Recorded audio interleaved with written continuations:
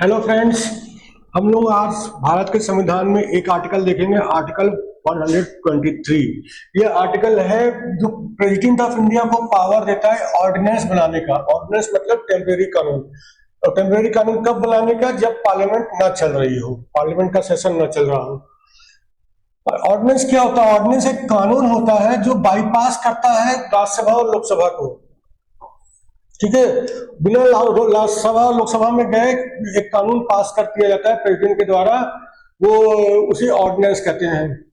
ये प्रेसिडेंट खुद लागू करते हैं और विदाउट दोनों ही पार्लियामेंट से पास हुए बिना प्रेसिडेंट इसको लागू करते हैं। लेकिन ये कब कर सकते हैं?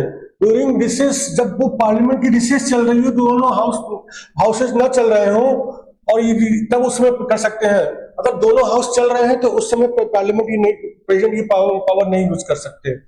ये ऑर्डिनेंस एक टेम्परेरी लॉ होता है, एक थोड़े समय के लिए कानून होता है जो प्रेसिडेंट करते हैं।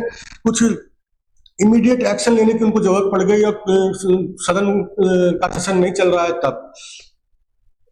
अच्छा, प्रेसिडेंट ये करते हैं काउंसिल ऑफ मिनिस्टर्स की एडवाइस पर, लेकिन वो कब करते हैं? प्रेसिडेंट कब ऑर्डिनेंस इशू करते हैं? जब दोनों सदनों में से कोई एक सदन सेशन में ना हो। राज्यसभा बैठी है लेकिन लोकसभा का सेशन नहीं चल रहा है, लोकसभा बैठी है लेकिन राज्यसभा का सेशन नहीं चल रहा है, कोई एक सदन नहीं चल रहा है, उसका सेशन नहीं चल रहा है, तब वो कर सकते हैं। और दूसरी बात, वो सेटिस्फाइड है कि ऐसी सर्कमस्टेंसेस आ गई हैं कि उनको इमीडिएट एक्शन लेना जरूरी हो गया है। ठीक है, वो जब वो सेटिस्फाइड हो कि हम ऐसी सब परिस्थितियां आ गई हैं कि ये कानून बनाना इमीडिएटली जरूरी हो गया है, अब सदन के फिर बैठने का इंतजार नहीं कर सकते, उसके सेशन का इंतजार नहीं कर सकते। लेकिन अगर दोनों सदन चल रहे हैं, राज्यसभा लोकसभा दोनों सदन चल रहे हैं, उस समय प्रेसिडेंट कोई भी ऑर्डिनेंस इशू नहीं कर सकते हैं। अच्छा, ये जो प्रेसिडेंट की जो सेटिस्फैक्शन है कि वो ऐसी परिस्थितियां हैं कि तुरंत एक्शन लेना जरूरी हो गया है, तो इसको ये आगे ये इसकी कोर्ट में भी स्क्रूटनी हो सकती है अगर वो इंटेंशन मैलिफाइड है तो। ठीक है।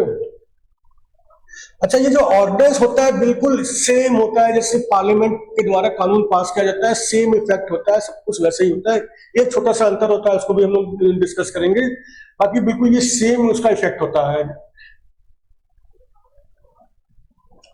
अच्छा, जब ऑर्डिनेंस तो बना दिया, जब पार्लियामेंट नहीं चल रही थी, तो अब जब पार्लियामेंट के दोनों सदन बैठ गए, तो जिस दिन बैठे पार्लियामेंट के दोनों सदन, उस दिन से 6 हफ्ते के अंदर उनको ऑर्डिनेंस को अप्रूव करना होगा।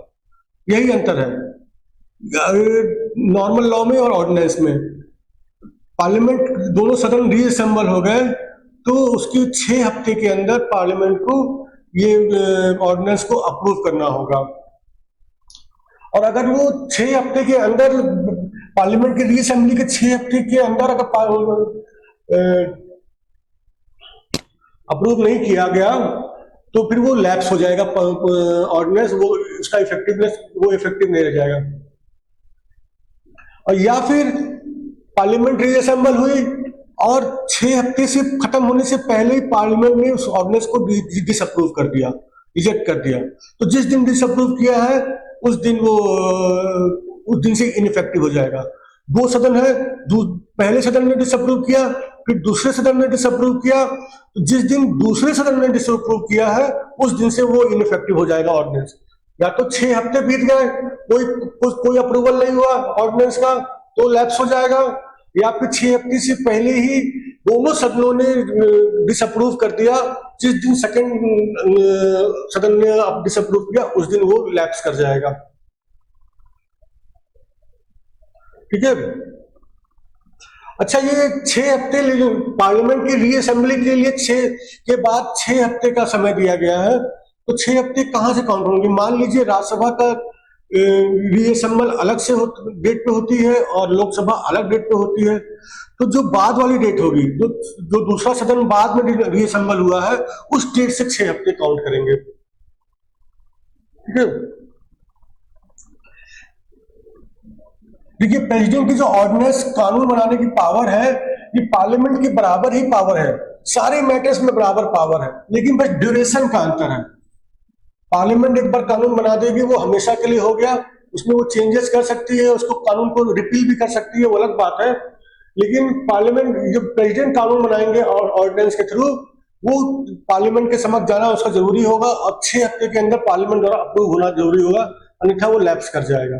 केवल यही एक अंतर है, बाकी जो पार्लियामेंट की पावर है और प्रेसिडेंट की पावर है बिल्कुल सेम है।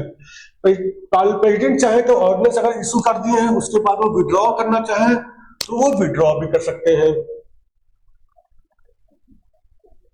अच्छा, जो पार्लियामेंट के पावर है जिन मैटर्स को लेकर के कानून बनाने के लिए, उन्हीं मैटर्स पे प्रेसिडेंट बना सकते हैं ऑर्डिनेंस। वो प्रेसिडेंट किसी और मुद्दे पे नहीं बना सकते। अगर किसी और मैटर पे उन्होंने ऑर्डिनेंस इशू कर दिया तो वो नल एंड वॉइड हो जाएगा।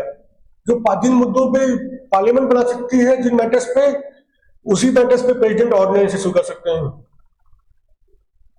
अच्छा, जो ये लिमिटेशंस है पार्लियामेंट के पास लेजिस्लेटिव पावर्स एंजॉय करने के लिए, वही सेम लिमिटेशंस प्रेसिडेंट पे भी लागू होंगी ऑर्डिनेंस इशू करने के लिए।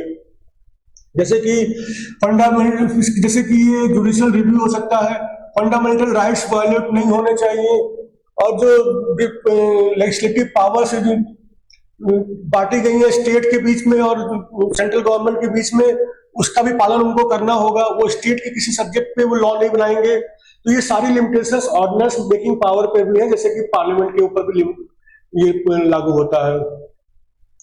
अगर कोई ऑर्डिनेंस लैप्स हो गया 6 हफ्ते खत्म होने के बाद, तो रिप्रोमलगेट कर सकते हैं, उसको फिर से इशू कर सकते हैं, तो फिर से वो लागू हो जाएगा।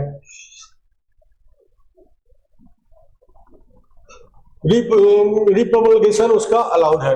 लेकिन बिहार गवर्नमेंट के केस में सुप्रीम कोर्ट ने एक रूलिंग दिया था कि बार बार रिप्रोमलगेट करना सही नहीं है, और रूटीन मैटर में आप बार बार ऑर्डिनेंस लगा रहे हैं, इसको पार्लियामेंट के पास नहीं ले जा रहे हैं या विधानसभा के पास नहीं ले जा रहे हैं और बार बार रिप्रोमलगेट कर रहे हैं, ये आप कॉन्स्टिट्यूशन के संग धोखा कर रहे हैं। ये सुप्रीम कोर्ट की रूलिंग है।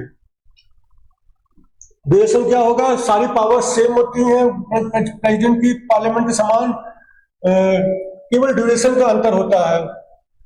ठीक है, जो अभी हम लोग डिस्कस कर चुके हैं। पार्लियामेंट का जो लॉ बनता है वो हमेशा के लिए लागू होता है जब तक कि वो रिपील ना कर दिया जाए। लेकिन ऑर्डिनेंस जो होता है वो केवल पार्लियामेंट की रीअसेंबली के बाद 6 हफ्ते तक वैलिड रहता है।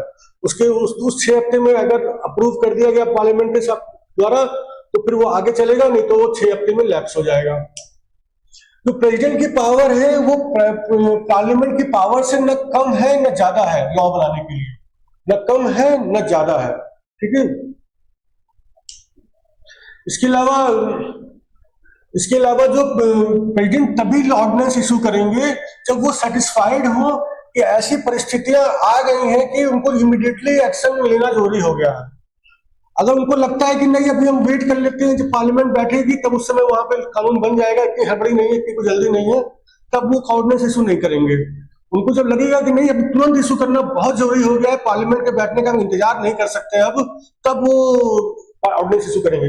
और ये उनका जो सेटिस्फैक्शन है ये कैबिनेट की एडवाइस पे होगा, ये उनके प्रेसिडेंट की खुद की सेटिस्फैक्शन नहीं होगी। कैबिनेट उनको रिकमेंड करेगी कि ऐसी सर्कमस्टेंसेस आ गई हैं तो अब करना जरूरी हो गया तुरंत, तब वो होगा। अच्छा, कुछ मिसलिनियस मैटर्स देख लेते हैं ऑर्डिनेंस के संबंध में। पार्लियामेंट समक्ष इसको रखना बहुत जरूरी है जब रीअसेंबल होती है पार्लियामेंट, और अगर दोनों हाउसेस द्वारा अप्रूव कर दिया जाता है वो ऑर्डिनेंस, तो वो एक्ट बन जाता है। अच्छा, मान लीजिए ऑर्डिनेंस को लैप्स करने दे गवर्नमेंट, 6 हफ्ते के दौरान कोई कार्रवाई ना करे, कोई एक्टिविटी ना करे, तो फिर वो जब लैप्स हो गया 6 हफ्ते के बाद, उसके पहले ऑर्डिनेंस इशू करने के दिन से लैप्स होने के दिन तक जो कार्रवाई हुई, जो भी एक्ट हुए उसके अंदर, उसका क्या होगा, वो फुल्ली वैलिड और इफेक्टिव होंगे सारे एक्ट्स, क्योंकि उतने दिन तक वो कानून लागू था, वो वैलिड था उतने दिन तक। उसके बाद वो लैप्स हुआ है, तो उस दौरान जो भी काम हुए वो वैलिड होंगे, इफेक्टिव होंगे, और उस कानून का उसके पालन करना जरूरी होगा उसके समय में। ये ऑर्डिनेंस एक रिट्रोस्पेक्टिव इफेक्ट का भी हो सकता है कि बैक डेट से भी लाया जा सकता है कुछ प्रावधान उसके अंदर, कि इस बैक डेट से ये लागू होगा। अच्छा, ऑर्डिनेंस किसी पार्लियामेंट के द्वारा बनाए गए कानून में संशोधन भी कर सकता है, या पार्लियामेंट के बनाए कानून को खारिज भी कर सकता है, उसको जीरो कर सकता है। ऑर्डिनेंस के थ्रू हम पार्लियामेंट ने कोई कानून बना रखा था पहले, उसमें हम चेंजेस भी कर सकते हैं, हम उस कानून को टोटली खत्म भी कर सकते हैं ऑर्डिनेंस के थ्रू। अच्छा, ऑर्डिनेंस में पहले एक ऑर्डिनेंस इशू हुआ, उसमें कुछ प्रावधान दिए गए, फिर उसके बाद एक दूसरा ऑर्डिनेंस इशू करके पहले वाले ऑर्डिनेंस के प्रावधानों को चेंज कर सकते हैं, हम लोग अमेंड कर सकते हैं, और पहले वाले ऑर्डिनेंस को खारिज भी कर सकते हैं, पूरी तरीके से खत्म भी कर सकते हैं। ठीक है। अच्छा, कोई टैक्स लॉ है तो उसमें भी हम चेंजेस कर सकते हैं, ऑल्टर कर सकते हैं, अमेंड कर सकते हैं ऑर्डिनेंस के थ्रू। लेकिन कॉन्स्टिट्यूशन का अमेंडमेंट होना है तो वो ऑर्डिनेंस के थ्रू नहीं होगा। कॉन्स्टिट्यूशन का अमेंडमेंट कभी भी ऑर्डिनेंस के माध्यम से नहीं होगा।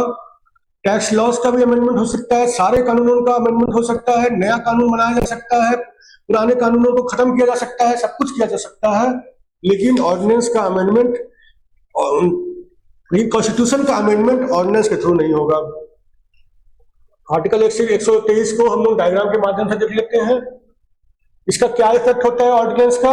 बिल्कुल सेम इफेक्ट होता है जैसे जो पार्लियामेंट द्वारा कानून बनाया जाता है, बिल्कुल सेम इफेक्ट होता है। कौन प्रोमलगेट करता है? प्रेसिडेंट ऑफ इंडिया करते हैं। कब करते हैं? जब कोई एक हाउस ना बैठा हो, सेशन में ना हो। और ऑर्डिनेंस कब इफेक्टिव होना खत्म हो जाता है? When an ordinance ceases to operate, जब 6 हफ्ते पूरे हो जाए, पार्लियामेंट, दोनों पार्लियामेंट रीअसेंबल हो जाए, उसके बाद 6 हफ्ते निकल गए हैं और अप्रूव नहीं किया गया है, तो फिर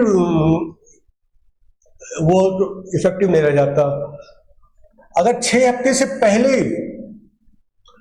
दोनों सदन डिसअप्रूव कर दें कि ये हम खारिज कर रहे हैं, तो भी उस दिन से वो इफेक्टिव नहीं रह जाता ऑर्डिनेंस। दोनों डेट में से जो डेट पहले आएगी उस डेट पे वो इफेक्टिव नहीं रहेगा। प्रेसिडेंट चाहे तो ऑर्डिनेंस को विड्रॉ भी कर सकते हैं। इसमें ऑर्डिनेंस में लिमिटेशंस क्या है? जैसे भी लेजिस्लेटिव पावर्स पार्लियामेंट की है ना, उसमें जो लिमिटेशंस है, जैसे स्टेट सब्जेक्ट्स पे नहीं बना सकते और अनलिमिटेशंस है, वो वही सेम लिमिटेशंस ऑर्डिनेंस का इशू करते वक्त भी है। रीप्रमोलगेशन हो सकता है, फिर से इशू किया जा सकता है, एक बार लैप्स कर गया तो फिर से इशू कर दिया जाए। हाँ, ये संभव है। ठीक है, थैंक यू फ्रेंड्स।